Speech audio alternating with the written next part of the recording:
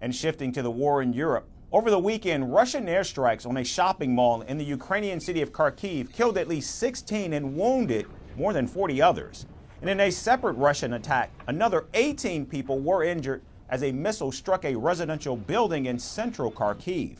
Meanwhile, Ukrainian President Volodymyr Zelensky says that his troops have managed to halt the Russian ground offensive towards Kharkiv. Now our soldiers have managed to take combat control of the border area where the Russian occupiers entered. And I thank every unit that ensures the necessary results in destroying the occupiers. Today we also discussed our further tasks, taking into account information from intelligence. President Zelensky urged Western allies to speed up the deliveries of air defense systems.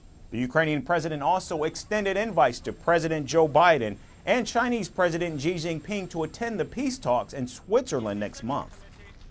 I am appealing to the leaders of the world who are still aside of the global efforts of the Global Peace Summit. To President Biden, the leader of the United States, and to President Xi, the leader of China. We do not want the UN Charter to be burned. Please show your leadership in advancing the peace, real peace, not just a pause between the strikes. The efforts of global majority are the best guarantee that all commitments will be fulfilled. Please support the Peace Summit with your personal leadership and participation. Now, Switzerland will host the Peace Summit on the 15th and 16th of June, and at least 50 countries have confirmed their participation for the talks. Indian Prime Minister Narendra Modi says New Delhi will play an active role at the summit.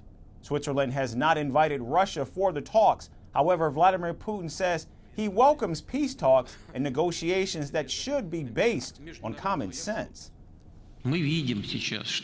Of course, if it comes to it, and I believe that the peace talks must resume, and not through ultimatums but through common sense, they should be based on the common sense. Now, President Biden and Xi Jinping are yet to confirm their participation for the talks, but without the presence of Russia, the main aggressor in Europe, it remains to be seen if in fact the peace summit will have any lasting impact.